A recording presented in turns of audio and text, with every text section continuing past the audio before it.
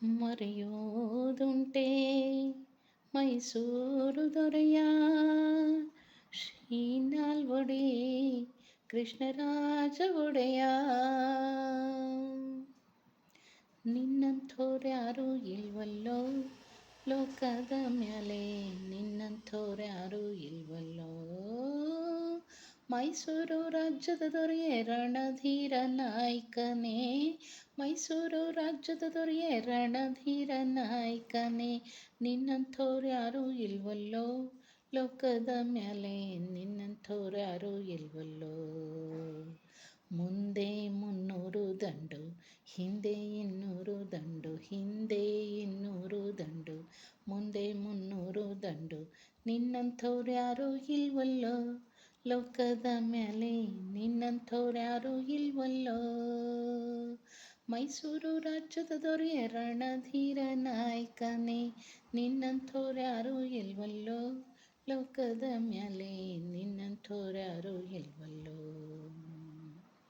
ನವ ಮೈಸೂರಿನ ನಿರ್ಮಾಪಕ, ನವ ಮೈಸೂರಿನ ಶಿಲ್ಪಿ, ನವ ಮೈಸೂರಿನ ಭಾಗ್ಯವಿಧಾತ, ನವ ಮೈಸೂರಿನ ಕನಸುಗಾರ, ಕನಸನ್ನು ನನಸು ಮಾಡಿದಂತಹ ಪ್ರಸಿದ್ಧ ಶಿಕ್ಷಣ ತಜ್ಞ, ತತ್ವಜ್ಞಾನಿ, ದೈವಾಂಶ ಸಂಭೂತ ಹಾಗೂ ಪರಿಸರ ಪ್ರೇಮಿ, ರೈತ ಪ್ರಿಯ ಹಾಗೂ ಮೀಸಲಾತಿಯ ಜನಕರಾದಂತಹ ನಾಲ್ವಡಿ ಕೃಷ್ಣರಾಜ ಒಡೆಯರು ನಾಡಿಗೆ ಕೊಟ್ಟದ್ದು 100 ಮಡಿ.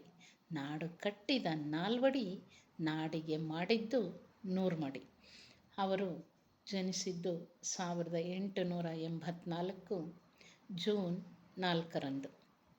ತಂದೆ 10ನೆಯ ಚಾಮರಾಜ ಒಡೆಯರು, ತಾಯಿ ಕೆಂಪರಾಜಮ್ಮಣ್ಣಿ ವಾಣಿವಿಲಾಸ ಸನ್ನಿಧಾನ.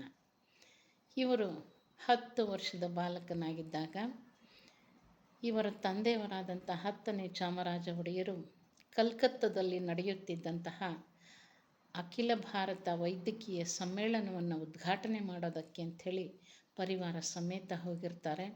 ಅಲ್ಲಿ ಅವರಿಗೆ ಡಿಪ್ತೀರಿಯಾ ಎಂಬ ಭಯಾನಕ ಗಂಟಲು ಬೇನೆಯಿಂದ ಅವರು ಕಲ್ಕತ್ತಾದಲ್ಲಿಯೇ ನಿಧನರಾಗ್ತಾರೆ. ಅವರನ್ನು ಮೈಸೂರಿಗೆ ಅವರ ಪಾರ್ಥಿವ ಶರೀರ ತರಬೇಕು ಅಂತ ಹೇಳಿಬಿಟ್ಟು ರಾಣಿಯಾಗಿರ್ತಕ್ಕಂತಹ ಕೆಂಪನಂಜಮ್ಮಣ್ಣಿಯವರು ಪ್ರಯತ್ನ ಮಾಡಿದಾಗ ಅಲ್ಲಿರ್ತಕ್ಕಂತಹ ಬ್ರಿಟಿಷ್ ಕಲ್ಕತ್ತಾ ಸರ್ಕಾರ ಅದಕ್ಕೆ ಒಪ್ಪಿಗೆಯನ್ನು ನೀಡದೆ ಸಕಲ ರಾಜ ಮರ್ಯಾದೆಗಳೊಂದಿಗೆ ಇಡೀ ಕಲ್ಕತ್ತಾದ ಬೀದಿಗಳಲ್ಲಿ ರಾಜ ಮರ್ಯಾದೆಯಿಂದ ಮೆರವಣಿಗೆಯನ್ನು ಮಾಡಿಬಿಟ್ಟು ಗಂಗಾ ನದಿ ತೀರದಲ್ಲಿರ್ತಕ್ಕಂಥ ಕಾಲಿ ಘಾಟಲ್ಲಿ ಅವರ ಅಂತಿಮ ಸಂಸ್ಕಾರ ಅಲ್ಲಿ ನಡೆಯುತ್ತೆ. ಅಲ್ಲಿಂದ ಬಂದ ನಂತರ ಈ ನಾಲ್ವಡಿ ಕೃಷ್ಣರಾಜ ಒಡೆಯರಿಗೆ ಪಟ್ಟಾಭಿಷೇಕ ಆಗುತ್ತೆ. ಇವರು 18 ವರ್ಷ ಇವರಿಗೆ ತುಂಬದೇ ಇರುವ ಕಾರಣ ರಾಣಿಯಾಗಿರ್ತಕ್ಕಂತಹ ಕೆಂಪನಂಜಮ್ಮಣ್ಣಿಯವರು ಅವರು ರೀಜೆಂಟಾಗಿ ಅಂದರೆ ರಾಜಪ್ರತಿನಿಧಿಯಾಗಿ ಅಧಿಕಾರವನ್ನು ವಹಿಸ್ಕೊಳ್ತಾರೆ.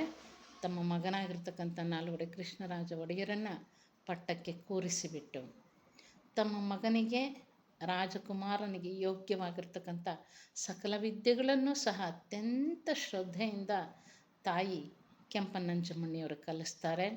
ಲೋಕರಂಜನ್ ಅರಮನೆಯಲ್ಲಿ ಇವರ ವಿದ್ಯಾಭ್ಯಾಸ ಸಾಂಗವಾಗಿ ನಡೆಯುತ್ತೆ. ಪ್ರಸಿದ್ಧ ವಿದ್ವಾಂಸರಿಂದ ಇವರಿಗೆ ಪಾಠಗಳು ನಡೆಯುತ್ತೆ.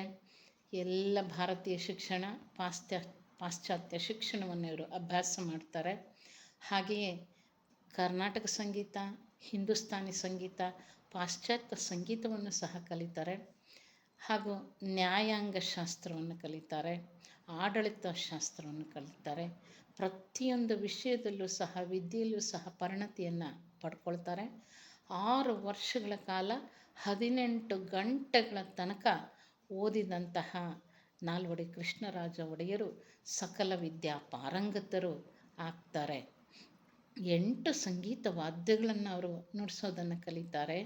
ಅವು ವೀಣೆ, ತಬಲ, ಮೃದಂಗ, ಸಿತಾರ, ಸ್ಯಾಕ್ಸೋಫೋನು, ಪಿಟೀಲು ಹಾಗೂ ಪಿಯಾನೋ 8 ವಿಧದ ಸಂಗೀತ ವಾದ್ಯಗಳನ್ನು ನುಡಿಸುವಂತಹ ಒಂದು ಪರಿಣತಿಯನ್ನು ಸಹ ಅವರು ಪಡ್ಕೊಂಡಿರ್ತಾರೆ. ಹೀಗೆ ವಿದ್ಯೆಯನ್ನು ಕಲಿತುಬಿಟ್ಟು ಮಹಾಜ್ಞಾನಿಗಳೇ ಆಗ್ತಾರೆ. ತದನಂತರ 1895ರಲ್ಲಿ ಇವರಿಗೆ ಪಟ್ಟ ಆಗುತ್ತೆ. ಫೆಬ್ರವರಿ 1ರಂದು. 1897ರಲ್ಲಿ ಇವರ ದೊಡ್ಡ ಅಕ್ಕನಾಗಿರ್ತಕ್ಕಂಥ ಚಾಮರಾಜ ಮಣ್ಣಿ ಅವರ ಒಂದು ವಿವಾಹದ ಸಂದರ್ಭದಲ್ಲಿ ಏನು ಬೀಗರು ಬಂದುಬಿಟ್ಟು ಉರುಟನೆ ಅನ್ನುವಂತಹ ಒಂದು ಶಾಸ್ತ್ರ ನಡೆಯುತ್ತೆ.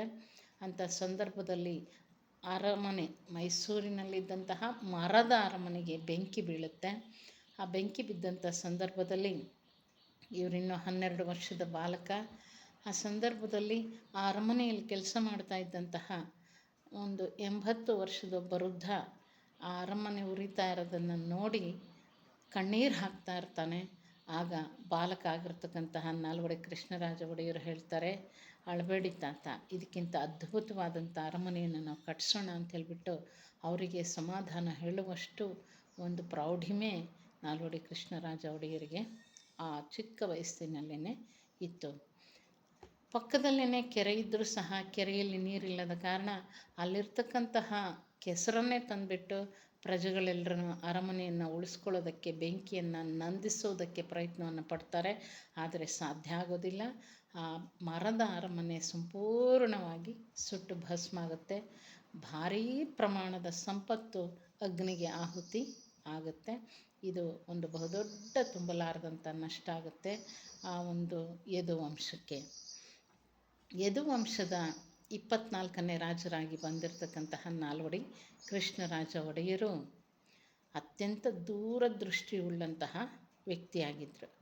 ಪ್ರಜೆಗಳ ಕಲ್ಯಾಣವೇ ತನ್ನ ಕಲ್ಯಾಣ ಅಂಥೇಳಿ ಅಂದ್ಕೊಂಡಂಥವ್ರು, ಸದಾ ಪ್ರಜೆಗಳ ಬಗ್ಗೆನೇ ಚಿಂತನೆ ಮಾಡ್ತಕ್ಕಂಥವ್ರು. ಏನಾದರೂ ಮಾಡಿ ಪ್ರಜೆಗಳ ಬದುಕನ್ನು ಉದ್ಧರಿಸಬೇಕು, ಅವರ ಬದುಕು ಉತ್ತಮ ಆಗಬೇಕು ಅನ್ನೋದಕ್ಕೆ ಎಲ್ಲ ಯೋಜನೆಗಳು ಮತ್ತು ನಿಯೋಜನೆಗಳನ್ನು ಅವರು ಸಿದ್ಧಗೊಳಿಸ್ಕೊಳ್ತಾರೆ ನಾಲ್ವಡಿಯವರು. ಅವರು ಹಲವಾರು ಸುಧಾರಣಾ ಕಾರ್ಯಗಳನ್ನು ತರೋದ್ರ ಮೂಲಕ ಮೈಸೂರನ್ನು ಒಂದು ನವ ಮೈಸೂರನ್ನಾಗಿ ಅವರು ಕಟ್ತಾ ಹೋಗ್ತಾರೆ. ಅವರು ಒಬ್ಬ ಶಿಲ್ಪಿಯಂತೆ, ನುರಿತ ಶಿಲ್ಪಿಯಂತೆ ಹಂತ ಹಂತವಾಗಿ ಇಟ್ಟಿಗೆಯೋಪಾದಿಯಲ್ಲಿ ಅವರು ಆ ಒಂದು ಮೈಸೂರು ರಾಜ್ಯವನ್ನು ಕಟ್ತಾ ಹೋಗ್ತಾರೆ ನಾಲ್ವಡಿಯವರು. ಅವರು ಕೈಗೊಂಡಂತಹ ಹಲವಾರು ಸುಧಾರಣಾ ಕಾರ್ಯಗಳನ್ನು ನಾವು ನೋಡೋದಾದರೆ, ಅವರು ನಮ್ಮ ನಾಡಿಗೆ ಕೊಟ್ಟಿರ್ತಕ್ಕಂಥ ಕೊಡುಗೆಗಳನ್ನು ನೋಡೋದಾದರೆ, ಮೊದಲನೇದಾಗಿ ಆಡಳಿತಾತ್ಮಕ ಕೊಡುಗೆಗಳು ಅಂತಂದರೆ, ಮೊದಲೇ ಇದ್ದಂತಹ ಪ್ರಜಾಪ್ರತಿನಿಧಿ ಸಭೆ ಅಷ್ಟೊಂದು ಕ್ರಿಯಾತ್ಮಕವಾಗಿರಲಿಲ್ಲ, ನಿಷ್ಕ್ರಿಯವಾಗಿತ್ತು. ಆ ಪ್ರಜಾಪ್ರತಿನಿಧಿ ಸಭೆಯನ್ನು ಅವರು ಅದರ ಸದಸ್ಯರ ಸಂಖ್ಯೆಯನ್ನು ಹೆಚ್ಚು ಮಾಡ್ತಾರೆ. ಇದು ಇಂದಿನ ವಿಧಾನಸಭೆಗೆ ಸಮನಾಗಿರ್ತಕ್ಕಂಥದ್ದು ಪ್ರಜಾಪ್ರತಿನಿಧಿ ಸಭೆ ಅಂತಕ್ಕಂಥದ್ದು. ಅಲ್ಲದೆ ಅವರು ನ್ಯಾಯ ವಿಧಾಯಕ ಸಭೆಯನ್ನು ಸಹ ರಚನೆ ಮಾಡ್ತಾರೆ. ಇದು ಇಂದಿನ ವಿಧಾನ ಪರಿಷತ್ತಿಗೆ ಸಮ ಆಗಿರ್ತಕ್ಕಂಥದ್ದು. ಈ ಎರಡೂ ಸಭೆಗಳು ರಾಜ್ಯದ ಆಡಳಿತವನ್ನು ಅತ್ಯಂತ ಸುಸೂತ್ರವಾಗಿ ವ್ಯವಸ್ಥಿತವಾಗಿ ನಡೆಸ್ಕೊಂಡು ಹೋಗ್ತವೆ. ಅಷ್ಟೇ ಅಲ್ಲದೆ ಅವರು ಗ್ರಾಮ ಸಭೆಗಳನ್ನು ಸ್ಥಾಪನೆ ಮಾಡಿಬಿಟ್ಟು ಗ್ರಾಮಗಳಿಗೆ ಹೆಚ್ಚು ಸ್ವಾಯತ್ತತೆಯನ್ನು ಕೊಡ್ತಾರೆ, ಸ್ವಾತಂತ್ರ್ಯವನ್ನು ಕೊಡ್ತಾರೆ, ಗ್ರಾಮಗಳ ಅಭಿವೃದ್ಧಿಗೆ ಹೆಚ್ಚು ಒತ್ತನ್ನು ನೀಡ್ತಾರೆ. ಅಷ್ಟೇ ಅಲ್ಲದೆ ಮಲೆನಾಡು ಅಭಿವೃದ್ಧಿಗೂ ಸಹ ಒಂದು ಪ್ರತ್ಯೇಕವಾದಂಥ ಯೋಜನೆಯನ್ನೇ ಅವರು ರೂಪಿಸ್ತಾರೆ. ಹಾಗೂ ಅರಣ್ಯ ಪ್ರದೇಶದ ಒಂದು ಅಭಿವೃದ್ಧಿಗೂ ಸಹ ಒತ್ತನ್ನು ನೀಡ್ತಾರೆ. ಅಲ್ಲಿ ಯಾರೂ ಸಹ ಬೇಟೆಯಾಡದಂತೆ ಅರಣ್ಯವನ್ನು ಹಾಗೂ ವನ್ಯಜೀವಿಗಳನ್ನು ಸಂರಕ್ಷಿಸೋದಕ್ಕೆ ಅವರು ಹೆಚ್ಚು ಒತ್ತನ್ನು ನೀಡ್ತಾರೆ. ಹೀಗೆ ಆಡಳಿತಾತ್ಮಕವಾಗಿ ಇವರು ಅತ್ಯಂತ ಸುಧಾರಣಾತ್ಮಕ ಕ್ರಮಗಳನ್ನು ಕೈಗೊಳ್ಳುವ ಮೂಲಕ ಇಡೀ ಮೈಸೂರು ರಾಜ್ಯ ಇಡೀ ಭಾರತದಲ್ಲಷ್ಟೇ ಅಲ್ಲದೆ ಇಡೀ ಪ್ರಪಂಚದಲ್ಲಿಯೇ ಒಂದು ಮಾದರಿ ರಾಜ್ಯವನ್ನಾಗಿ ಇವರು ಮಾಡ್ತಾರೆ. ಇವರು ಕೈಗೊಂಡಂತಹ ಕೈಗಾರಿಕಾ ಸುಧಾರಣೆಗಳು ಅಥವಾ ಕೈಗಾರಿಕಾ ಕ್ಷೇತ್ರದ ಕೊಡುಗೆಗಳು ಅಂತಂದರೆ, ಮೈಸೂರು ರಾಜ್ಯ ಅಭಿವೃದ್ಧಿ ಹೊಂದಬೇಕು ಅಂತಂದರೆ ಆರ್ಥಿಕವಾಗಿ ಸದೃಢ ಆಗಬೇಕು.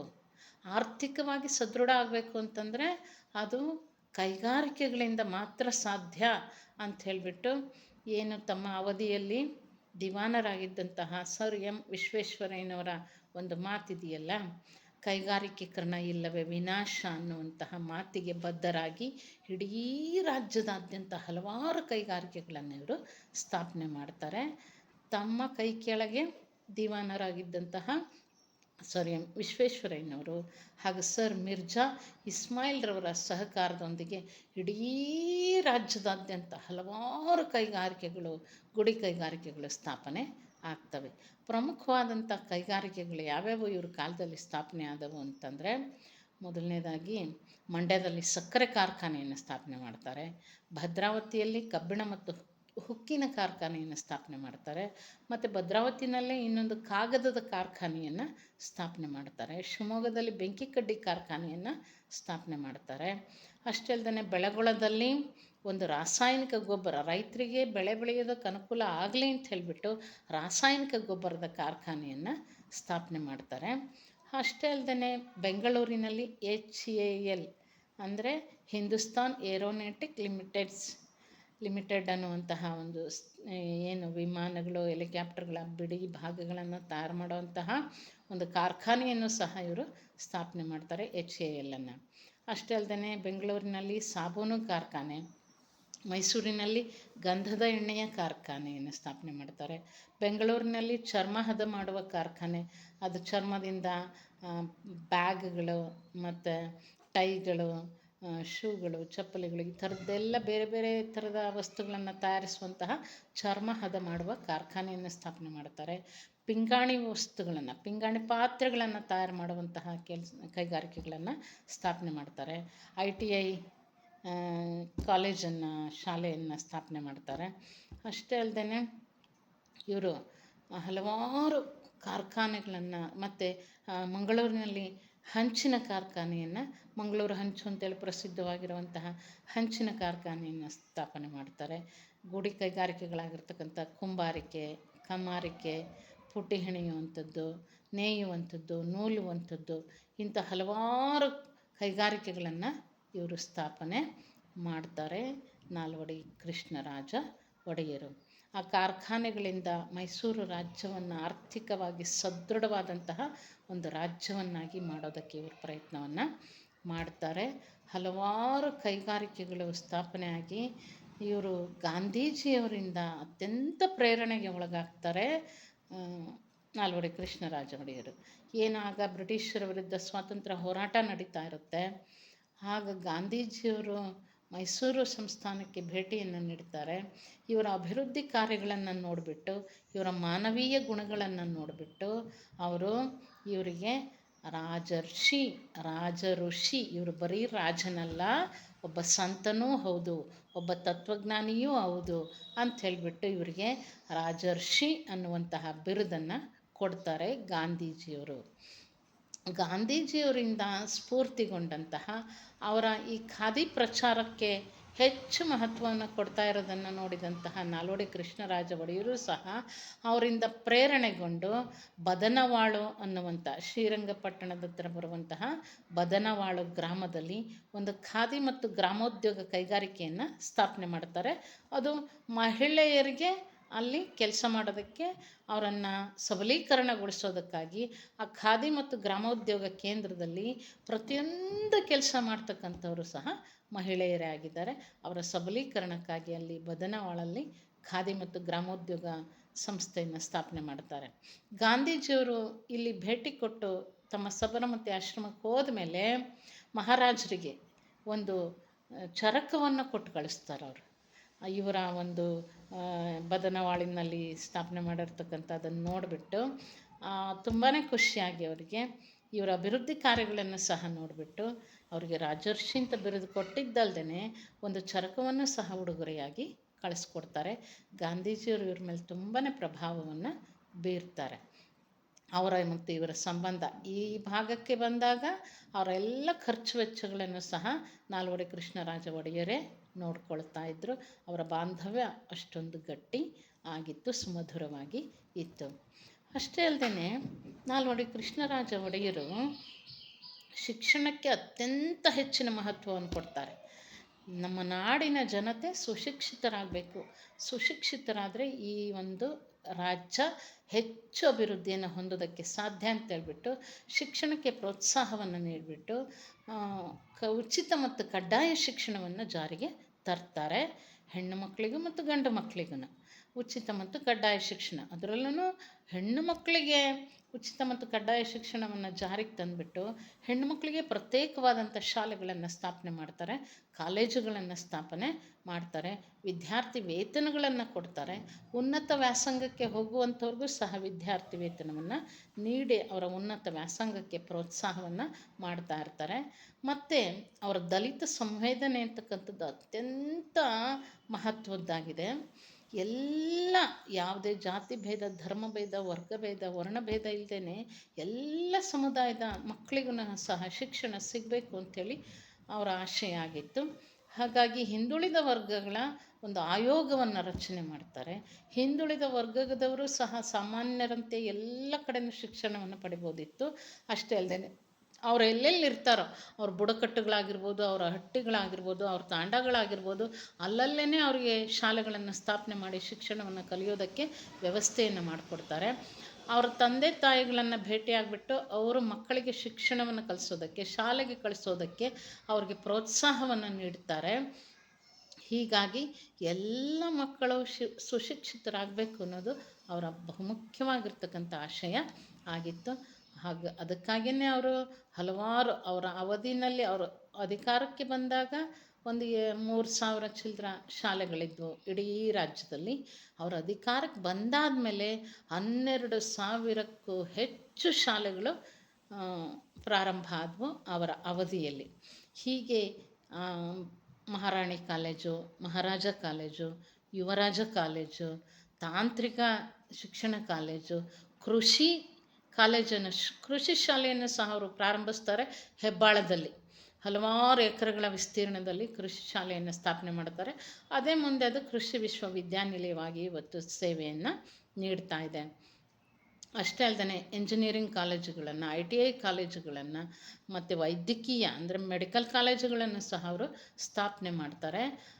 ಜೊತೆಗೆ ಇಡೀ ಭಾರತದಲ್ಲಿಯೇ ಪ್ರಥಮವಾಗಿ ಯಾವ ಸಂಸ್ಥಾನವೂ ಸಹ ಸ್ವಂತ ವಿಶ್ವವಿದ್ಯಾನಿಲಯವನ್ನು ಸ್ಥಾಪನೆ ಮಾಡಿರಲಿಲ್ಲ. ಅಂಥದ್ರಲ್ಲಿ ಮೈಸೂರು ಸಂಸ್ಥಾನ 1916ರಲ್ಲಿ ಈ ಒಂದು ಮೈಸೂರು ವಿಶ್ವವಿದ್ಯಾನಿಲಯವನ್ನು ಸ್ಥಾಪನೆ ಮಾಡಿ ಪ್ರತಿಯೊಬ್ಬರಿಗೂ ಸಹ ಉನ್ನತ ಶಿಕ್ಷಣ ಸಿಗುವಂತೆ ಮಾಡಿದ್ದು ನಾಲ್ವಡಿ ಕೃಷ್ಣರಾಜ ಒಡೆಯರು. ಅಷ್ಟೇ ಅಲ್ಲದೆ 1915ರಲ್ಲಿ ಮೇ 5ರಂದು ಕನ್ನಡ ಸಾಹಿತ್ಯ ಪರಿಷತ್ತನ್ನು ಸ್ಥಾಪನೆ ಮಾಡ್ತಾರೆ. ಕನ್ನಡಿಗರನ್ನು, ಕನ್ನಡ ಭಾಷೆ, ಕನ್ನಡ ಸಂಸ್ಕೃತಿ, ಕನ್ನಡ ಪರಂಪರೆಯನ್ನು, ಕನ್ನಡದ ಜನಪದವನ್ನು ಉಳಿಸಿ ಬೆಳೆಸುವಂತಹ ನಿಟ್ಟಿನಲ್ಲಿ ಅವರು ಈ ಒಂದು ಕನ್ನಡ ಸಾಹಿತ್ಯ ಪರಿಷತ್ತನ್ನು ಸ್ಥಾಪನೆ ಮಾಡುವ ಮೂಲಕ ನಿಜವಾದ ಕನ್ನಡಿಗರಾಗಿ ಹೊರಹೊಮ್ಮುತ್ತಾರೆ ನಾಲ್ವಡಿ ಕೃಷ್ಣರಾಜ ಒಡೆಯರು.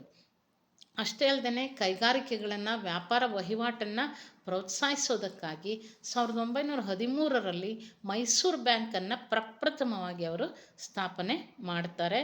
ಎಲ್ಲ ವ್ಯಾಪಾರ ವ್ಯವಹಾರಗಳಿಗೆ ಅನುಕೂಲ ಆಗಲಿ ಅಂತ ಹೇಳಿಬಿಟ್ಟು.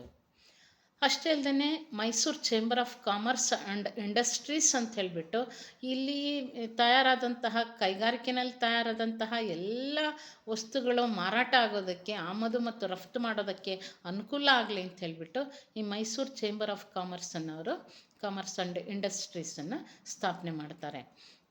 ಹೀಗೆ ನಾಲ್ವಡಿ ಕೃಷ್ಣರಾಜ ಒಡೆಯರು ಶೈಕ್ಷಣಿಕವಾಗಿ, ಕೈಗಾರಿಕಾ ಕ್ಷೇತ್ರದಲ್ಲಿ ಮತ್ತು ಆಡಳಿತಾತ್ಮಕವಾಗಿ ಹಲವಾರು ಕೊಡುಗೆಗಳನ್ನು ನಮಗೆ ನೀಡ್ತಾರೆ. ಜೊತೆಗೆ ಅವ್ರು ಕೈಗೊಂಡಂತಹ ಸಾಮಾಜಿಕ ಕೊಡುಗೆಗಳನ್ನು ನಾವು ನೋಡೋದಾದರೆ ಅಂದಿನ ನಮ್ಮ ಸಮಾಜದಲ್ಲಿ ಹಲವಾರು ಅನಿಷ್ಟ ಪದ್ಧತಿಗಳು ನಮ್ಮ ಸಮಾಜದಲ್ಲಿ ತಾಂಡವಾಡ್ತಾ ಇದ್ವು. ಅದರಲ್ಲೂ ಮಹಿಳೆಯರನ್ನು ಶೋಷಣೆ ಮಾಡುವಂಥ ಹಲವಾರು ಪದ್ಧತಿಗಳು. ಉದಾಹರಣೆಗೆ ದೇವದಾಸಿಯಂತಹ ಪದ್ಧತಿ. ಈ ದೇವದಾಸಿಯಂತಹ ಪದ್ಧತಿ ಆರಂಭದಲ್ಲಿ ಅದೊಂದು ಪವಿತ್ರವಾದಂತಹ ಭಾವನೆಯನ್ನು ಪಡ್ಕೊಂಡಿತ್ತು. ಅಂದರೆ ಯಾರು ಕಲಾವಿದರು ಇರ್ತಾರೋ, ಸಂಗೀತ ಕಲಾವಿದರು ಮತ್ತು ನೃತ್ಯ ಕಲಾವಿದೆಯರು, ಅವರು ತಮ್ಮನ್ನು ತಾವು ದೇವರಿಗೆ ಅರ್ಪಿಸಿಕೊಂಡು ಸಂಗೀತ ಸೇವೆ ಮತ್ತು ನೃತ್ಯ ಸೇವೆಯನ್ನು ದೇವಾಲಯಗಳಲ್ಲಿ ಅರ್ಪಿಸ್ತಾಯಿದ್ರು, ಮಾಡ್ತಾಯಿದ್ರು. ಆದರೆ ಕಾಲ ಕಳೆದಂತೆ ಈ ಪದ್ಧತಿ ಅಂತಕ್ಕಂಥದ್ದು ತನ್ನ ಒಂದು ಪಾವಿತ್ರ್ಯತೆಯನ್ನು ಕಳ್ಕೊಳ್ತು, ತನ್ನ ಗುಣವನ್ನು ಕಳ್ಕೊಂಡ್ಬಿಟ್ಟು, ಮೌಲ್ಯವನ್ನು ಕಳ್ಕೊಂಡು ಅದು ಒಂದು ವೇಶ್ಯಾವೃತ್ತಿ ಅನ್ನುವಂತಹ ಮಟ್ಟಕ್ಕೆ ಬಂದು ನಿಂತಾಗ ನಾಲ್ವಡಿ ಕೃಷ್ಣರಾಜ ಒಡೆಯರು ಇಂಥದ್ದೊಂದು ಅನಿಷ್ಟ ಪದ್ಧತಿಯನ್ನು ಕಿತ್ತು ಹಾಕಬೇಕು ಅಂತ ಹೇಳಿಬಿಟ್ಟು ಅದನ್ನು ಕಾನೂನುಬದ್ಧವಾಗಿ ತಮ್ಮ ರಾಜ್ಯದಲ್ಲಿ ಈ ಒಂದು ದೇವದಾಸಿ ಪದ್ಧತಿಯನ್ನು ಕಿತ್ತು ಹಾಕ್ತಾರೆ, ಗೆಜ್ಜೆ ಪೂಜೆಯಂತಹ ಪದ್ಧತಿಯನ್ನು ಕಿತ್ತು ಹಾಕ್ತಾರೆ. ಜೊತೆಗೆ ಸತಿ ಪದ್ಧತಿ ಏನು, ಈ ಹಿಂದೆ ಮೈಸೂರು ಸಂಸ್ಥಾನದಲ್ಲೂ ಸಹ ಸತಿ ಸಹಗಮನ ಪದ್ಧತಿ ರೂಢಿಯಲ್ಲಿತ್ತು. ಗಂಡ ಸತ್ತ ಮೇಲೆ ಹೆಂಡ್ತಿನೂ ಸಾಯಬೇಕು ಅನ್ನೋವಂಥದ್ದು, ಅವನ್ನ ಸುಡುವಂತಹ ಯಜ್ಞಕುಂಡದಲ್ಲಿ ಬಿದ್ದು ಸಾಯಬೇಕು, ಇಲ್ಲ ಅವಳು ಒಟ್ಟು ಗಂಡನ ಜೊತೆಗೇ ಅವಳನ್ನು ಸಾಯಬೇಕು ಅನ್ನೋಂತಹ ಒಂದು ಸತಿ ಸಹಗಮನ ಪದ್ಧತಿ ಇತ್ತು. ಆದರೆ ಇವರು ಬಂದ ಮೇಲೆ ಏನು ಬ್ರಿಟಿಷ್ ಸರ್ಕಾರ ಸತಿ ಸಹಗಮನ ಪದ್ಧತಿಯನ್ನು ರದ್ದು ಮಾಡಿದ ಮೇಲೂ ಸಹ ಇವರು ತಮ್ಮ ಸಂಸ್ಥಾನದಲ್ಲಿ ಈ ಸತಿ ಸಹಗಮನ ಪದ್ಧತಿಯನ್ನು ರದ್ದು ಮಾಡ್ತಾರೆ, ಗೆಜ್ಜೆ ಪೂಜೆಯನ್ನು ರದ್ದು ಮಾಡ್ತಾರೆ. ಬಸವಿ ಬಿಡುವಂಥ ಪದ್ಧತಿ, ಹಳ್ಳಿಗಳಲ್ಲೆಲ್ಲ ದೇವರಿಗೆ ಬಸವಿ ಬಿಡೋದು ಅಂತೇಳಿ ಅಂತಾರೆ. ಅಂಥ ಒಂದು ಅನಿಷ್ಟ ಪದ್ಧತಿ ನಮ್ಮ ಸಮಾಜದಲ್ಲಿತ್ತು. ಆ ಒಂದು ಬಸವಿ ಬಿಟ್ಟಂಥ ಹೆಣ್ಮಗಳನ್ನು ಊರಿನ ಪ್ರಮುಖರು ಯಾರು ಹೆಂಗೆ ಬೇಕಾದ್ರೂ ಅವಳನ್ನು ದುರ್ಬಳಕೆ ಮಾಡ್ಕೊಳ್ಬಹುದು ಅನ್ನೋದು, ಅಂಥ ಅನಿಷ್ಟ ಪದ್ಧತಿಯನ್ನು ಇವರು ಕಿತ್ತು ಹಾಕಿದ್ರು. ಕಾನೂನುಬದ್ಧವಾಗಿ ಕಾನೂನನ್ನು ಜಾರಿಗೆ ತರೋದ್ರ ಮೂಲಕ ಈ ಬಸವಿ ಪದ್ಧತಿಯನ್ನು ಕಿತ್ತು ಹಾಕಿದರು. ಅಷ್ಟೇ ಅಲ್ಲದೆ ಬಾಲ್ಯ ವಿವಾಹ ಪದ್ಧತಿ ಅಂದಿನ ಕಾಲದಲ್ಲಿ ಜಾರಿಯಲ್ಲಿತ್ತು. ಆಗ ನಾಲ್ವಡಿ ಕೃಷ್ಣರಾಜ ಒಡೆಯರು 8 ವರ್ಷಕ್ಕಿಂತ ಕಡಿಮೆ ಇರತಕ್ಕಂತಹ ಹೆಣ್ಣು ಮಕ್ಕಳ ಮದುವೆಯನ್ನು ಮಾಡಬಾರ್ದು, ಅದು ಬಾಲ್ಯ ವಿವಾಹ ಅಂಥೇಳ್ಬಿಟ್ಟು ಆ ಬಾಲ್ಯ ವಿವಾಹ ಪದ್ಧತಿಯನ್ನು ಸಹ ಇವರು ರದ್ದು ಮಾಡ್ತಾರೆ. ಎಲ್ಲ ಹೆಣ್ಣು ಮಕ್ಕಳಿಗೂ ಶಿಕ್ಷಣ ಕಲಿಯುವಂತಹ ಒಂದು ವ್ಯವಸ್ಥೆಯನ್ನು ಮಾಡಿಕೊಂಡು ಎಲ್ಲ ಹೆಣ್ಣುಮಕ್ಕಳು ಸುಶಿಕ್ಷಿತರಾಗಬೇಕು, ಅವರು ವಿದ್ಯಾವಂತರಾಗಬೇಕು, ಅವರು ಸಹ ಎಲ್ಲರಂತೆ ಬದುಕಬೇಕು, ಬಾಳಬೇಕು ಅನ್ನುವಂತಹ ಮಹಿಳಾ ಸಬಲೀಕರಣದ ಬಗ್ಗೆ ಇವತ್ತು ನಾವು ಮಾತಾಡ್ತೇವೆ. ಅದರ ನಾಲ್ವಡಿ ಕೃಷ್ಣರಾಜ ಒಡೆಯರು ಅವತ್ತೇ ಮಹಿಳಾ ಸಬಲೀಕರಣವನ್ನು ಮಾಡಿದರು. ಜೊತೆಗೆ ಅಂದಿನ ಕಾರ್ಖಾನೆಗಳಲ್ಲಿ ಮಿಲ್ಗಳಲ್ಲಿ ಕೆಲಸ ಮಾಡ್ತಕ್ಕಂಥ ಹೆಣ್ಮಕ್ಳು ಹಲವಾರು ಶೋಷಣೆಗಳಿಗೆ ಒಳಗಾಗ್ತಾಯಿದ್ರು. ಅವರಿಗೆ ಹೆರಿಗೆ ರಜೆ ಇರ್ತಾ ಇರಲಿಲ್ಲ. ಅಂಥ ಸಂದರ್ಭದಲ್ಲಿ ವೇತನನೂ ಕೊಡ್ತಾ ಇರಲಿಲ್ಲ, ಅವ್ರನ್ನ ಕೆಲಸದಿಂದ ತೆಗೆದಾಕ್ಬಿಡ್ತಿದ್ರು. ಅವರು ಎಂಥ ಒಂದು ಸಂದರ್ಭದಲ್ಲಾದರೂ ಅವ್ರಿಗೆ ರಜೆ ಸಿಗ್ತಾ ಇರಲಿಲ್ಲ. ಅಂಥ ಸಮಯದಲ್ಲಿ ನಾಲ್ವಡಿ ಕೃಷ್ಣರಾಜ ಒಡೆಯರು ಅವರಿಗೆ ಹೆರಿಗೆ ರಜೆ ಸಿಗೋ ಹಾಗೆ ಮಾಡಿದರು, ವೇತನ ಸಹಿತ ಹೆರಿಗೆ ರಜೆ ಸಿಗೋ ಹಾಗೆ ಮಾಡಿದರು. ಜೊತೆಗೆ ಅವ್ರಿಗೇನೇನು ಭದ್ರತೆಗೆ ಏನೇನು ಬೇಕೋ ಆ ಎಲ್ಲ ಕಾನೂನುಗಳನ್ನು ಸಹ ತಮ್ಮ ಸಂಸ್ಥಾನದಲ್ಲಿ ಜಾರಿಗೆ ತಂದು ನಿಜವಾದ ಮಹಿಳಾ ಸಬಲೀಕರಣಕ್ಕೆ ನಾಂದಿ ಹಾಡಿದವರು ಅಂತಂದರೆ ನಮ್ಮ ನಾಲ್ವಡಿ ಕೃಷ್ಣರಾಜ ಒಡೆಯರು. ಮಹಿಳೆಯರಿಗಾಗಿ ಎಷ್ಟೊಂದು ಸುಧಾರಣೆಗಳನ್ನು ಕಾನೂನುಗಳನ್ನು ಅವರು ಜಾರಿಗೆ ತರ್ತಾರೆ. ಈ ಮೂಲಕ ಮಹಿಳಾ ಸಬಲೀಕರಣವನ್ನು ಅವರು ನಿಜ ಅರ್ಥದಲ್ಲಿ ಮಾಡ್ತಾರೆ. ನಂತರ ಈ ಒಂದು ನಾಲ್ವಡಿ ಕೃಷ್ಣರಾಜ ಒಡೆಯರು ಅವರ ದಲಿತ ಸಂವೇದನೆಯನ್ನು ನಾವು ನೋಡೋದಾದರೆ ಅವರನ್ನು ಮೀಸಲಾತಿಯ ಜನಕ ಅಂತ ಹೇಳಿಬಿಟ್ಟು ನಾವು ಕರಿತೀವಿ. ತಮ್ಮ ಸಂಸ್ಥಾನದಲ್ಲಿ ಏನು ಅಂಬೇಡ್ಕರ್ ಅವರು ಸಂವಿಧಾನದಲ್ಲಿ ಮೀಸಲಾತಿಯನ್ನು ಕೊಡೋದಕ್ಕಿಂತ ಮುಂಚೆನೇ ಸ್ವತಂತ್ರ ಪೂರ್ವದಲ್ಲಿಯೇ ಇವರು ಮೀಸಲಾತಿಯನ್ನು ಜಾರಿಗೆ ತಂದಿದ್ದರು ತಮ್ಮ ಸಂಸ್ಥಾನದಲ್ಲಿ. ಇದುವರೆಗೂ ಮೈಸೂರು ಸಂಸ್ಥಾನದಲ್ಲಿ ಉನ್ನತ ಹುದ್ದೆಗಳನ್ನೆಲ್ಲ ಸ್ಪರ್ಧಾತ್ಮಕ ಪರೀಕ್ಷೆಗಳನ್ನು ನಡೆಸಿಬಿಟ್ಟು ಆಯ್ಕೆ ಮಾಡ್ಕೊಳ್ತಾ ಇದ್ರು. ಆದರೆ ನಾಲ್ವಡಿ ಕೃಷ್ಣರಾಜ ಒಡೆಯರು ಸ್ಪರ್ಧಾತ್ಮಕ ಪರೀಕ್ಷೆಗಳನ್ನು ಮಾಡಿದರೆ ಹಿಂದುಳಿದ ವರ್ಗದವರು ಅದರಲ್ಲಿ ಸ್ಪರ್ಧಿಸೋದಕ್ಕೆ ಗೆಲ್ಲೋದಕ್ಕೆ ಸಾಧ್ಯ ಆಗೋದಿಲ್ಲ, ಆಯ್ಕೆ ಆಗೋದಕ್ಕೆ ಸಾಧ್ಯ ಆಗೋದಿಲ್ಲ ಅಂತ ಹೇಳಿಬಿಟ್ಟು ಸ್ಪರ್ಧಾತ್ಮಕ ಪರೀಕ್ಷೆಗಳನ್ನು ರದ್ದು ಮಾಡ್ತಾರೆ. ಈ ಕಾರಣಕ್ಕಾಗಿಯೇ ದಿವಾನರುಗಳ ಜೊತೆ ಅವರು ಮನಸ್ತಾಪವನ್ನು ಸಹ ಮಾಡ್ಕೊಳ್ತಾರೆ. ದಿವಾನರುಗಳು ಯಾವಾಗ ಒಪ್ಕೊಳ್ಳೋದಿಲ್ವ ಆ ದಿವಾನಗಿರಿಯಿಂದನೇ ಅವರನ್ನು ತೆಗೆದಾಕೋದಕ್ಕೂ ಅವರು ಹಿಂದೆ ಮುಂದೆ ನೋಡೋದಿಲ್ಲ. ಹಾಗಾಗಿ ಹಿಂದುಳಿದ ಆಯೋಗವನ್ನು ರಚನೆ ಮಾಡ್ತಾರೆ. ಪ್ರಪ್ರಥಮವಾಗಿ ಇಡೀ ಭಾರತದಲ್ಲಿ ಮೊಟ್ಟ ಮೊದಲು ಈ ಒಂದು ಕೆಲಸ ಮಾಡಿದ್ದು ಹಿಂದುಳಿದ ಆಯೋಗವನ್ನು ರಚನೆ ಮಾಡಿ ಅದಕ್ಕೊಬ್ಬರನ್ನ ನೇಮಿಸ್ಬಿಟ್ಟು ಏನೇನು ಮಾಡ್ಬೋದು ಹಿಂದುಳಿದವ್ರಿಗೆ ಅವರನ್ನು ಮೇಲೆತ್ತೋದಕ್ಕೆ ಅಂಥೇಳ್ಬಿಟ್ಟು ಎಲ್ಲ ವರದಿಯನ್ನು ತರಿಸ್ಕೊಂಡು ಆ ವರದಿಯನ್ನು ಚಾಚೂ ತಪ್ಪದೆ ಅವರು ಜಾರಿಗೆ ತರ್ತಾರೆ. ಸ್ಪರ್ಧಾತ್ಮಕ ಪರೀಕ್ಷೆಗಳನ್ನು ರದ್ದು ಮಾಡ್ತಾರೆ. ಎಲ್ಲ ಹಂತದ ನೇಮಕಾತಿಯಲ್ಲೂ ಸಹ ಹಿಂದುಳಿದ ವರ್ಗದವರಿಗೆ ಅತಿ ಹೆಚ್ಚು ಮೀಸಲಾತಿಯನ್ನು ಒದಗಿಸ್ಕೊಡ್ತಾರೆ.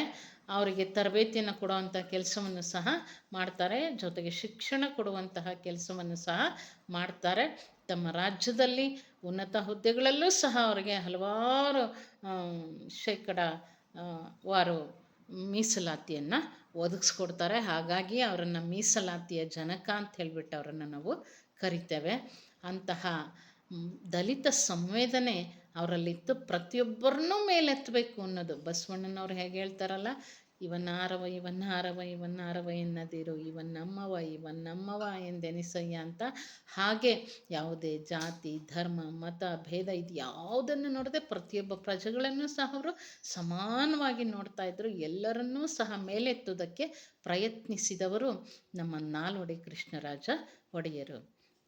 ಇನ್ನು ಅವರು ಕೃಷಿಯನ್ನು ಒಂದು ಭದ್ರ ಬುನಾದಿ ಮೇಲೆ ಕಟ್ಟೋದಕ್ಕೆ ಪ್ರಯತ್ನ ಮಾಡಿದ್ರು.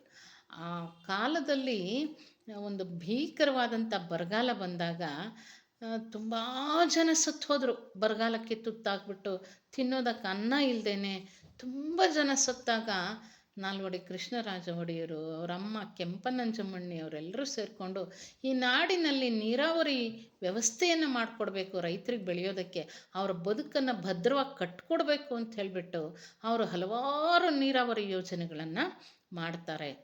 ಇವರು ಚಿಕ್ಕ ವಯಸ್ಸಲ್ಲಿದ್ದಾಗಲೇ ಕೆಂಪನಂಜಮ್ಮಣ್ಣಿಯವರು ವಾಣಿ ವಿಲಾಸ ಸಾಗರ ಹಿರಿಯೂರ ಹತ್ರ ಮಾರಿಕಣಿವೆ ಅಂತ ಏನು ಕರಿತೀವಲ್ಲ, ಅಲ್ಲಿಯ ಗ್ರಾಮ ದೇವತೆ ಆಗಿರ್ತಕ್ಕಂಥ ಮಾರಮ್ಮನ ಹೆಸರಿನಲ್ಲಿ ಮೊದಲು ಅದನ್ನು ಮಾರಿಕಣಿವೆ ಅಂತೇಳಿ ಕರಿತಾಯಿದ್ರು.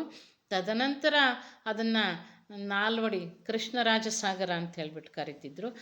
ಕೃಷ್ಣರಾಜ ಒಡೆಯರು ತದನಂತರದಲ್ಲಿ ಅದನ್ನು ತಮ್ಮ ತಾಯಿಯ ನೆನಪಿಗಾಗಿ ವಾಣಿ ವಿಲಾಸ ಸಾಗರ ಅಂತ ಹೇಳ್ಬಿಟ್ಟು ಹೆಸರನ್ನು ಇಟ್ಟರು.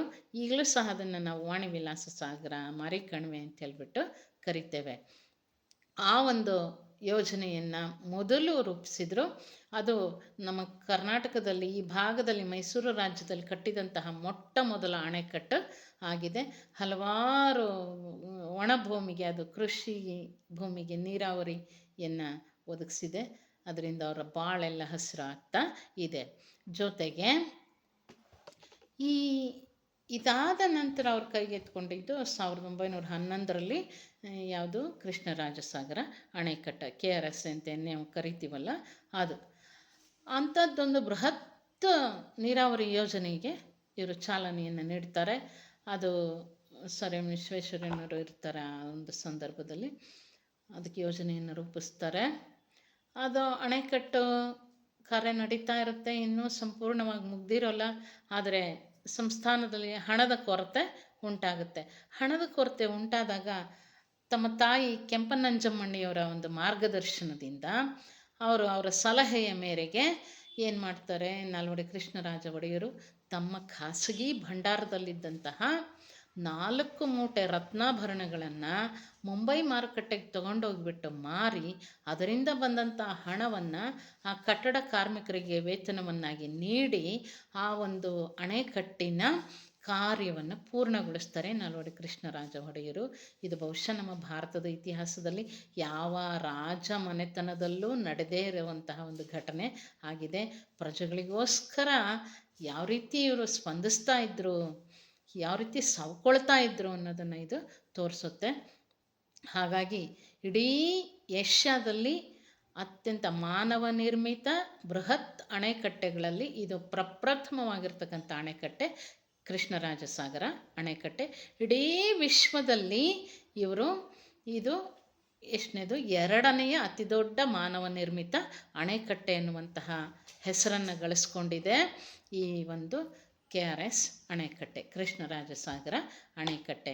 ಅದರಲ್ಲಿ ಬಂದಂತಹ ಇವರ ದಿವಾನರಾಗಿ ಬಂದಂತಹ ಮಿರ್ಜಾ ಇಸ್ಮಾಯಿಲ್ರವರು ಇಡೀ ಮೈಸೂರನ್ನು ಒಂದು ಉದ್ಯಾನವನಗಳ ನಗರವನ್ನಾಗಿ ಮಾಡ್ತಾರೆ. ಇಡೀ ಮೈಸೂರು ತುಂಬ ಕಾರಂಜಿಗಳು, ಉದ್ಯಾನವನಗಳು, ಹೂದೋಟಗಳನ್ನು ನಿರ್ಮಾಣ ಮಾಡಿಸ್ತಾರೆ ಇವರ ಒಂದು ಮಾರ್ಗದರ್ಶನದ ಮೇರೆಗೆ. ಜೊತೆಗೆ KRSನ ಡ್ಯಾಮ್ ಪಕ್ಕನೇ ಏನು ಮಾಡ್ತಾರೆ, ಒಂದು ಬೃಂದಾವನವನ್ನು ಕಟ್ಟಿಸ್ತಾರೆ. ಇವತ್ತು ನಾವೆಲ್ಲ ಪ್ರವಾಸಿಗರನ್ನು ಕೈಬೀಸಿ ಕರೆಯುವಂತಹ ಬೃಂದಾವನವೂ ಸಹ ಇವರ ಒಂದು ಕಾಲದಲ್ಲೇ ಆಗಿದ್ದು, ಇವರ ಮಾರ್ಗದರ್ಶನದಲ್ಲೇ ಆಗಿದ್ದು. ನಾಲ್ವಡಿಯವರು ಇಂಥದ್ದೊಂದು ಕೊಡುಗೆಯನ್ನು ನೀಡಿದ್ದಾರೆ. ಇವತ್ತು ಕೃಷ್ಣರಾಜ ಸಾಗರ ಅಣೆಕಟ್ಟೆ ಇರ್ವಿನ್ ಕಾಲುವೆ ಅಂತ ಹೇಳಿಬಿಟ್ಟು ಅವರು ನಿರ್ಮಿಸ್ತಾರೆ, ಒಂದು ದೊಡ್ಡ ಕಾಲುವೆ. ಅದು ಇವತ್ತು ಮಂಡ್ಯದ ಜಿಲ್ಲೆಗೆ 1,20,000 ಎಕರೆಗೆ ನೀರಾವರಿಯನ್ನು ಒದಗಿಸ್ತಾ ಇದೆ, ನೀರನ್ನು ಒದಗಿಸ್ತಾ ಇದೆ. ಇವತ್ತು ಆ ಒಂದು ಕಾಲುವೆ, ಈ ಒಂದು ಅಣೆಕಟ್ಟೆ ಇಲ್ಲ ಅಂತಂದಿದ್ರೆ ಮಂಡ್ಯದ ಜನತೆ ಭಯಂಕರವಾದಂತಹ ಬಯಲು ಪ್ರದೇಶದ ಒಂದು ಬೆಂಗಾಡಾಗಿ ಪರಿಣಮಿಸ್ತಾ ಇತ್ತು.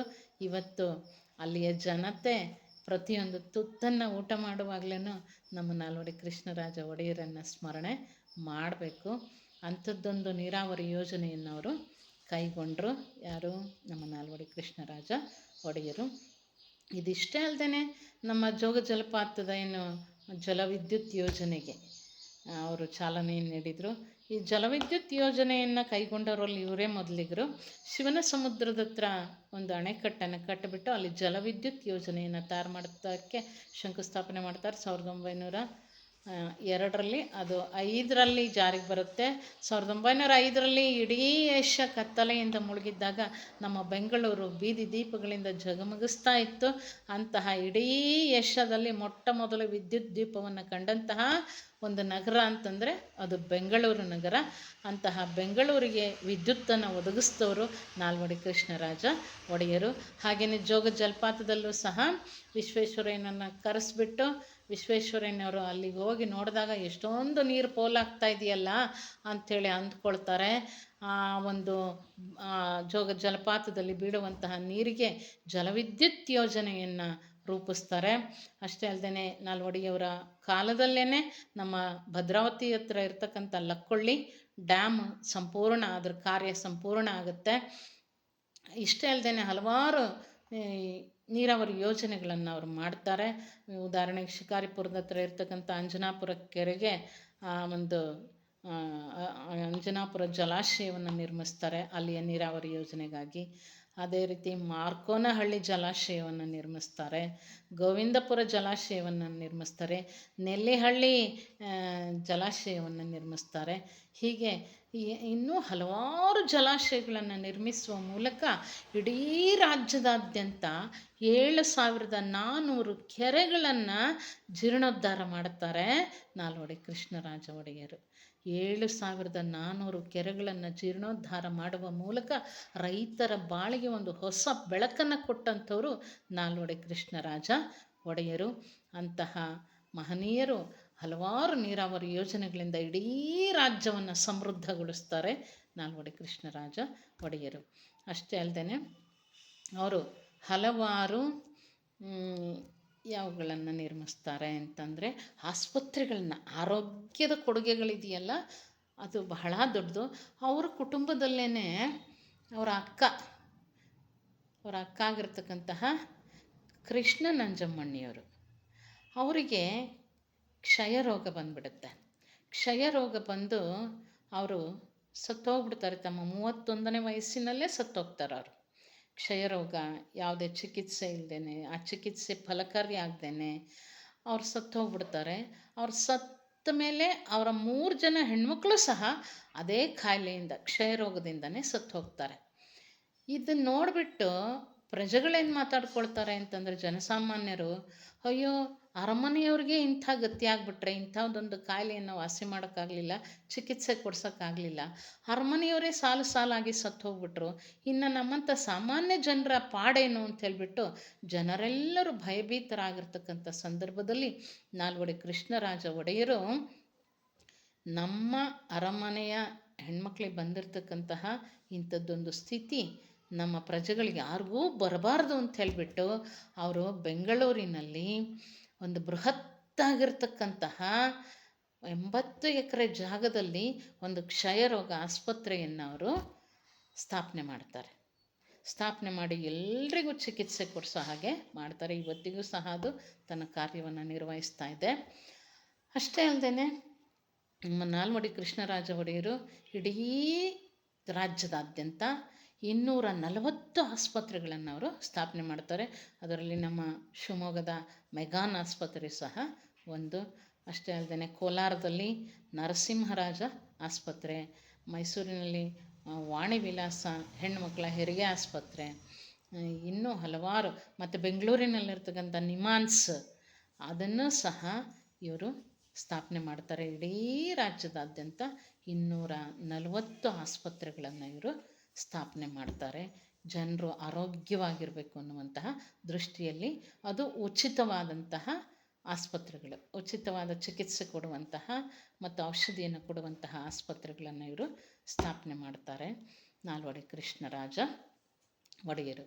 ಹೀಗೆ ಇವರ ಸಾಧನೆಗಳು ಸಾಲು ಸಾಲು ಸಾಧನೆಗಳು. ಒಮ್ಮೆ ವಿವೇಕಾನಂದರು ಹಾಗೂ ಜೇಮ್ಸ್ ಶೆಟ್ಜಿ ಟಾಟಾ ಇವರು ಹಡಗಿನಲ್ಲಿ ಅಮೇರಿಕಕ್ಕೆ ಹೋಗ್ತಾ ಇರ್ತಾರೆ. ಆವಾಗ ವಿವೇಕಾನಂದರು ಕೇಳ್ತಾರೆ ಜೇಮ್ಸ್ ಶೆಟ್ಜಿ ಟಾಟಾ ಅವರಿಗೆ, ಏನಕ್ಕೆ ಹೋಗ್ತಿದ್ದೀರಾ ಅಮೇರಿಕಕ್ಕೆ ಅಂತ ಹೇಳಿಬಿಟ್ಟು. ಆವಾಗ ಅವ್ರು ಹೇಳ್ತಾರೆ, ನನಗೊಂದಷ್ಟು ಜನ ವಿಜ್ಞಾನಿಗಳು ಬೇಕು, ಸಂಶೋಧಕರು ಬೇಕು, ಹಾಗಾಗಿ ಅವ್ರನ್ನ ಕರ್ಕೊಂಡು ಬರೋದಕ್ಕೆ ಹೋಗ್ತಾ ಇದ್ದೀನಿ ಅಂತೇಳಿ ಹೇಳಿದಾಗ ವಿವೇಕಾನಂದರು ಹೇಳ್ತಾರೆ, ವಿಷಾದದಿಂದ ಹೇಳ್ತಾರೆ, ಅವ್ರನ್ನ ಯಾಕೆ ಕರ್ಕೊಂಬರ್ತೀರಿ, ನೀವು ಭಾರತದಲ್ಲಿಯೇ ಒಂದು ತರಬೇತಿ ಸಂಸ್ಥೆಯನ್ನು ಸ್ಥಾಪನೆ ಮಾಡಿ ಇಲ್ಲಿಯೇ ಸಂಶೋಧಕರನ್ನು ವಿಜ್ಞಾನಿಗಳನ್ನು ನೀವು ತಯಾರು ಮಾಡಿರಿ, ಅವ್ರಿಗೆ ತರಬೇತಿಯನ್ನು ಕೊಡ್ರಿ ಅಂಥೇಳ್ಬಿಟ್ಟು ವಿವೇಕಾನಂದರ ಸಲಹೆಯ ಮೇರೆಗೆ ಜೇಮ್ಸ್ ಶೆಟ್ಜಿ ಟಾಟಾ ಅವರು ಇಡೀ ಭಾರತದಾದ್ಯಂತ ಭಾರತದಲ್ಲಿ ಒಂದು ವಿಜ್ಞಾನ ಮತ್ತು ಸಂಶೋಧನಾ ಸಂಸ್ಥೆಯನ್ನು ಸ್ಥಾಪನೆ ಮಾಡಬೇಕು ಅಂತೇಳ್ಬಿಟ್ಟು ಜಾಗ ಕೇಳ್ತಾರೆ. ಹೈದರಾಬಾದಿನ ನಿಜಾಮನ ಹತ್ರ ಜಾಗ ಕೇಳ್ತಾರೆ. ಅವ್ರು ಕೊಡೋದಕ್ಕೆ ಒಪ್ಪೋದಿಲ್ಲ. ಆಗ ಮೈಸೂರು ರಾಜರ ಹತ್ರ ಬರ್ತಾರೆ, ನಾಲ್ವಡಿ ಅವ್ರ ಹತ್ರ ಬಂದುಬಿಟ್ಟು ಇವ್ರ ಹತ್ರ ಈ ಭಾರತೀಯ ವಿಜ್ಞಾನ ಮತ್ತು ಸಂಶೋಧನಾ ಸಂಸ್ಥೆಗೆ ಇವರು ಸ್ಥಳವನ್ನು ಕೇಳಿದಾಗ ನಾಲ್ವಡಿಯವರು ಹಿಂದೆ ಮುಂದೆ ನೋಡ್ದೇ ಬೆಂಗಳೂರು ಹೃದಯ ಭಾಗದಲ್ಲಿ 350 ಎಕರೆ ಭೂಮಿಯನ್ನು ಭಾರತೀಯ ವಿಜ್ಞಾನ ಮತ್ತು ಸಂಶೋಧನಾ ಸಂಸ್ಥೆಗೆ ಕೊಟ್ಟದ್ದಷ್ಟೇ ಅಲ್ಲದೆ ಉಚಿತವಾಗಿ ಕೊಡ್ತಾರೆ. ಜೊತೆಗೆ 5 ಲಕ್ಷ ರೂಪಾಯಿಗಳನ್ನು ಸಹ ಅದರ ಸ್ಥಾಪನೆಗೆ ಕೊಡ್ತಾರೆ. ಅಂತಹ ಒಂದು ಉದಾರವಾದಂತಹ ದೂರದೃಷ್ಟಿಯುಳ್ಳಂತಹ ಒಬ್ಬ ಮಹಾರಾಜರಾಗಿದ್ದರು ನಾಲ್ವಡಿ ಕೃಷ್ಣರಾಜ ಒಡೆಯರು. ಇವರು ಕೈಗೊಂಡಂತಹ ಹಲವಾರು ಯೋಜನೆಗಳು ಇವತ್ತಿಗೂ ಸಹ ಸಾವಿರಾರು ವರ್ಷ ಕಳೆದರೂ ಸವಿಯದಂಥ ಸಾಧನೆಯನ್ನು ಮಾಡಿದ್ದಾರೆ. ಅವ್ರು ಕಟ್ಟಿದಂತಹ ಕಟ್ಟಡಗಳಿರ್ಬೋದು, ಬೆಂಗಳೂರಲ್ಲಿರ್ತಕ್ಕಂಥ ಟೌನ್ ಹಾಲ್ ಇರ್ಬೋದು, ಮತ್ತು ಅವರು ಸರ್ವಧರ್ಮ ಸಹಿಷ್ಣು ಆಗಿದ್ದರು. ಎಲ್ಲ ಧರ್ಮದವ್ರಿಗೂ ಆದ್ಯತೆಯನ್ನು ನೀಡ್ತಾಯಿದ್ರು. ಸೆಂಟ್ ಫಿಲೋಮಿನಾ ಚರ್ಚನ್ನು ಕಟ್ಟಿಸ್ಕೊಡ್ತಾರೆ ಕ್ರಿಶ್ಚಿಯನ್ನರಿಗಾಗಿ ಮೈಸೂರಲ್ಲಿ. ಮತ್ತು ಮೈಸೂರು ಅರಮನೆಯ ಆವರಣದಲ್ಲೇ ಮುಸ್ಲಿಂ ಸೈನಿಕರಿಗಾಗಿ ಒಂದು ಮಸೀದಿಯನ್ನು ಸಹ ಕಟ್ಟಿಸ್ಕೊಡ್ತಾರೆ, ಅವರ ಪ್ರಾರ್ಥನೆ ಮಾಡೋದಕ್ಕೆ ಅನುಕೂಲ ಆಗಲಿ ಅಂತೇಳ್ಬಿಟ್ಟು. ಅದರ ಎಲ್ಲ ನಿರ್ವಹಣೆಯನ್ನು ಸಹ ಅರಮನೆಯೇ ಭರಿಸ್ಬೇಕು ಅಂತೇಳ್ಬಿಟ್ಟು ಅವರು ಬರೆಸಿಡ್ತಾರೆ. ಹೀಗೆ ಹಲವಾರು ದೇವಾಲಯಗಳನ್ನು ಕಟ್ಟಿಸ್ತಾರೆ, ಹಲವಾರು ಚರ್ಚ್ಗಳನ್ನು ಕಟ್ಟಿಸ್ತಾರೆ, ಹಲವಾರು ಮಸೀದಿಗಳನ್ನು ಸಹ ಕಟ್ಟಿಸುವ ಮೂಲಕ ಸರ್ವಧರ್ಮ ಸಹಿಷ್ಣುತೆಯನ್ನು ಮೆರೀತಾರೆ ನಾಲ್ವಡಿ ಕೃಷ್ಣರಾಜ ಒಡೆಯರು. ಸೆಂಟ್ ಫಿಲೋಮಿನಾ ಚರ್ಚು, ಟೌನ್ ಹಾಲು, ಭಾರತೀಯ ವಿಜ್ಞಾನ ಸಂಸ್ಥೆ, ಇನ್ನು ಬಹಳಷ್ಟು ಕಟ್ಟಡಗಳು ಇವತ್ತೂ ಸಹ ಅವರು ಕೆಲಸವನ್ನು ಮಾಡ್ತಾ ಇದ್ದಾವೆ. ಇಂಥ ಸಾಧನೆಯನ್ನು ಮಾಡಿರ್ತಕ್ಕಂಥವರು ನಾಲ್ವಡಿ ಕೃಷ್ಣರಾಜ ಒಡೆಯರವರು. ಅವರು ಯೋಜನೆಗಳಿಗೆ ನಿಯೋಜನೆಗಳಿಗೆ ದರ್ಶಿತ್ವ ಇತ್ತು. ಅವರೊಬ್ಬ ದಾರ್ಶನಿಕನಂತೆ ಯೋಚನೆಯನ್ನು ಮಾಡ್ತಾಯಿದ್ರು. ಬರೀ ಮಹಾರಾಜ ಆಗಿರಲಿಲ್ಲ, ಅವರು ಒಬ್ಬ ದರ್ಶನಕಾರ ಆಗಿದ್ದ, ಒಬ್ಬರು ತತ್ವಜ್ಞಾನಿಯಾಗಿದ್ದರು, ಎಲ್ಲ ಒಬ್ಬ ವಿಜ್ಞಾನಿಯಾಗಿ ಯೋಚನೆ ಮಾಡ್ತಾಯಿದ್ರು, ಒಬ್ಬ ಶಿಕ್ಷಣ ತಜ್ಞನಾಗಿ, ಒಬ್ಬ ಪರಿಸರ ಪ್ರೇಮಿಯಾಗಿ, ಒಬ್ಬ ರೈತನಾಗಿ ಅವರು ಯೋಚನೆಯನ್ನು ಮಾಡ್ತಾಯಿದ್ರು. ಇಡೀ ರಾಜ್ಯ ಸಮೃದ್ಧವಾಗಿರಬೇಕು, ಆರ್ಥಿಕವಾಗಿ ಆರೋಗ್ಯಕರವಾಗಿ, ಎಲ್ಲ ಕ್ಷೇತ್ರದಲ್ಲೂ ಶೈಕ್ಷಣಿಕವಾಗಿ ಸಾಮಾಜಿಕವಾಗಿ ಪ್ರತಿಯೊಂದು ಕ್ಷೇತ್ರದಲ್ಲಿಯೂ ಸಹ ಸಮೃದ್ಧಿಯನ್ನು ಸಾಧಿಸಬೇಕು ಅನ್ನೋದೇ ನಾಲ್ವಡಿ ಕೃಷ್ಣರಾಜ ಒಡೆಯರ ಒಂದು ಮಹದಾಶೆ ಆಗಿತ್ತು. ಹಾಗಾಗಿ ಅವರು ಹಲವಾರು ಕಾರ್ಯಗಳನ್ನು ನಮ್ಮ ಪ್ರಪಂಚ ಯುದ್ಧ, ಮೊದಲನೇ ಜಾಗತಿಕ ಯುದ್ಧ ಆರಂಭ ಆದಂಥ ಸಂದರ್ಭದಲ್ಲಿ 1914ರಿಂದ 1918ರವರೆಗೆ ಮೊದಲ ಜಾಗತಿಕ ಯುದ್ಧ ನಡೆಯುತ್ತೆ. ಅಂಥ ಒಂದು ಸಂದರ್ಭದಲ್ಲಿ ನಮ್ಮ ರಾಜ್ಯಕ್ಕೆ ಏನು ಆಹಾರ ಧಾನ್ಯದ ಕೊರತೆ ಉಂಟಾಗ್ಬಿಡುತ್ತೆ. ಆಹಾರ ಧಾನ್ಯದ ಕೊರತೆ ಉಂಟಾದಾಗ ಮೊಟ್ಟ ಮೊದಲ ಬಾರಿಗೆ ಇವರು ನ್ಯಾಯಬೆಲೆ ಅಂಗಡಿಗಳನ್ನು ಸ್ಥಾಪನೆ ಮಾಡ್ತಾರೆ ನಾಲ್ವಡಿ ಕೃಷ್ಣರಾಜ ಒಡೆಯರು.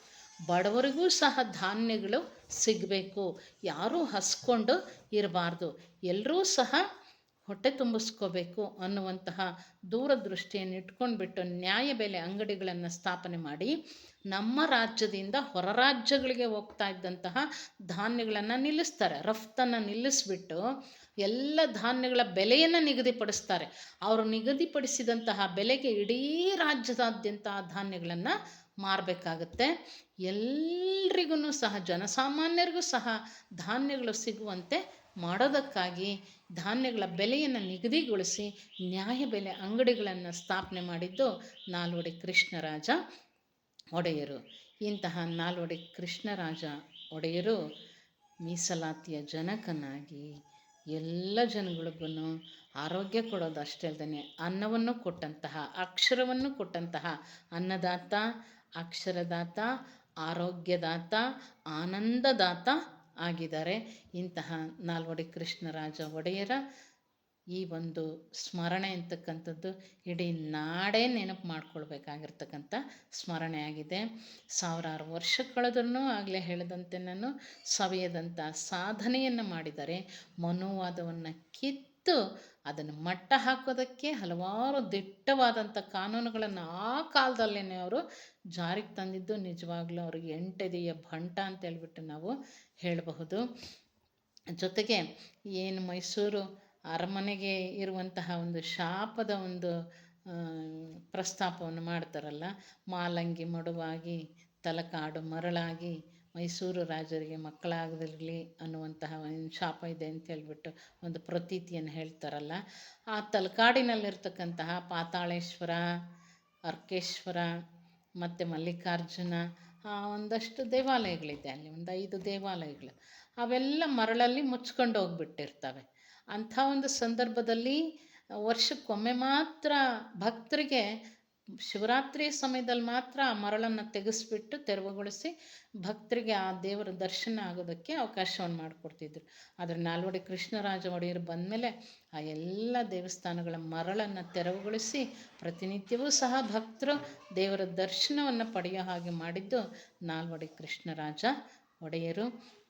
ಇಂತಹ ನಾಲ್ವಡಿ ಕೃಷ್ಣರಾಜ ಒಡೆಯರ ವ್ಯಕ್ತಿತ್ವವನ್ನು ಒಂದೆರಡು ಪದಗಳಲ್ಲಿ ವರ್ಣಿಸೋದಕ್ಕೆ ಸಾಧ್ಯ ಇಲ್ಲ. 1930ರಲ್ಲಿ ಲಂಡನ್ನಿನಲ್ಲಿ ದುಂಡುಮೇಜಿನ ಸಮ್ಮೇಳನ ನಡೆಯುತ್ತೆ. ಅಂಥದ್ದೊಂದು ಸಂದರ್ಭದಲ್ಲಿ ಇಡೀ ಪ್ರಪಂಚದಲ್ಲಿ ಮಾದರಿ ರಾಜ್ಯ ಯಾವುದು ಅಂತಂದರೆ ಅದು ಮೈಸೂರು ರಾಜ್ಯ ಅಂಥೇಳಿ ಬ್ರಿಟಿಷ್ ಸರ್ಕಾರ ಘೋಷಣೆಯನ್ನು ಮಾಡುತ್ತೆ. ಅಂತಹ ಇಡೀ ಪ್ರಪಂಚಕ್ಕೇ ಮಾದರಿಯಾದಂತಹ ರಾಜ್ಯವನ್ನು ಕಟ್ಟಿದಂಥವರು ನಾಲ್ವಡಿ ಕೃಷ್ಣರಾಜ ಒಡೆಯರು. ಮತ್ತು ಅವರನ್ನು ಭಾರತದ ಅಶೋಕ ಚಕ್ರವರ್ತಿಗೆ ಹೋಲಿಸ್ತಾರೆ.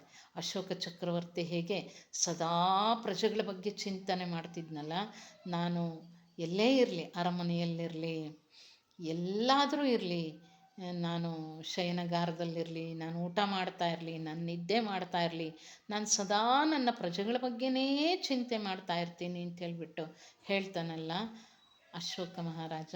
ಅದೇ ಥರ ನಾಲ್ವಡಿ ಕೃಷ್ಣರಾಜ ಒಡೆಯರೂ ಸಹ ಸದಾ ಪ್ರಜೆಗಳ ಬಗ್ಗೆನೇ ಯೋಚನೆ ಮಾಡ್ತಿದ್ರು. ಅವರಿಗಾಗಿ ನಾನು ಏನು ಮಾಡ್ಬೋದು ಅಂತ ಹೇಳಿಬಿಟ್ಟು ಅವರು ಒಬ್ಬ ವ್ಯಕ್ತಿ ಆಗಿರಲಿಲ್ಲ, ಬಹುದೊಡ್ಡ ಶಕ್ತಿಯಾಗಿದ್ದರು. ಅಂತಹ ನಾಲ್ವಡಿ ಕೃಷ್ಣರಾಜ ಒಡೆಯರು ನಮ್ಮ ನಾಡಿಗೆ ಮಾಡಿದ್ದು ಬಹುದೊಡ್ಡ ಎಂದೂ ಮರೆಯದೇ ಇರತಕ್ಕಂತಹ ಕೊಡುಗೆಯನ್ನು ನಮ್ಮ ನಾಡಿಗೆ ಅವರು ಕೊಟ್ಟಿದ್ದಾರೆ. ಜೊತೆಗೆ ಸರ್ದಾರ್ ವಲ್ಲಭಭಾಯಿ ಪಟೇಲ್ರವರು ಇಡೀ ಭಾರತವನ್ನು ಸುತ್ತಾಡಿ ನೋಡಿದಾಗ, ನಮ್ಮ ಮೈಸೂರು ರಾಜ್ಯವನ್ನು ನೋಡಿದಾಗ ಹೇಳ್ತಾರೆ ಅವರು, ಭಾರತದ ಒಕ್ಕೂಟವನ್ನು ರಚನೆ ಮಾಡೋದಕ್ಕಾಗಿ ಇಡೀ ಎಲ್ಲ ದೇಶೀಯ ಸಂಸ್ಥಾನಗಳನ್ನು ಒಗ್ಗೂಡಿಸೋದಕ್ಕೆ ಅವರು ಇಡೀ ಭಾರತವನ್ನು ಸುತ್ತುತ್ತಾ ಇದ್ದಾರಲ್ಲ, ಆವಾಗ ಈ ನಾಲ್ವಡಿ ಕೃಷ್ಣರಾಜ ಒಡೆಯರವರ ಒಂದು ಸಾಧನೆಗಳನ್ನು, ಅವರ ಕೊಡುಗೆಗಳನ್ನು ಕಣ್ಣಾರೆ ಕಂಡಂತಹ ಸರ್ದಾರ್ ವಲ್ಲಭಭಾಯಿ ಪಟೇಲ್ರವ್ರು ಹೇಳ್ತಾರೆ, ಇಂತಹ ದೊರೆ ಇರೋದಾದರೆ ನಮ್ಮ ಭಾರತಕ್ಕೆ ಪ್ರಜಾಪ್ರಭುತ್ವವೇ ಬೇಕಾಗಿಲ್ಲ ಅನ್ನುವಂತಹ ಪ್ರಶಂಸೆಯ ಮಾತುಗಳನ್ನು ಹೇಳ್ತಾರೆ. ಹೀಗೆ ಅವರು ಕಾಯ ಒಳಿದರೂ ಅವರು ಮಾಡಿದಂತಹ ಕಾರ್ಯಗಳು ಇವತ್ತು ಯಾವುದೂ ಅಳೆದಿಲ್ಲ. ಅವೆಲ್ಲವೂ ಇವತ್ತು ನಮ್ಮ ಕಣ್ಣು ಮುಂದೆನೇ ಇದ್ದಾವೆ, ಜನರಿಗೆ ಸೇವೆಯನ್ನು ಒದಗಿಸ್ತಾ ಇದ್ದಾವೆ. ಇಂತಹ ನಾಲ್ವಡಿ ಕೃಷ್ಣರಾಜ ಒಡೆಯರು ನಮ್ಮ ನಾಡಿಗೆ 100 ಮಡಿಯಷ್ಟು ಕೊಟ್ಟಿದ್ದಾರೆ. ಅಂತಹ 100 ಮಡಿ ಕೊಡುಗೆಯನ್ನು ಕೊಟ್ಟಿರ್ತಕ್ಕಂಥ ನಾಲ್ವಡಿಯವರನ್ನು ಮನಸಾರೆ ಸ್ಮರಿಸ್ತಾ ನಾವೆಲ್ಲ ಅವ್ರಿಗೆ ಚಿರಋಣಿ ಆಗಿರಬೇಕು ಅಂತೇಳಿ ಹೇಳ್ತೀನಿ. ಎಲ್ರಿಗೂ ನಮಸ್ಕಾರ.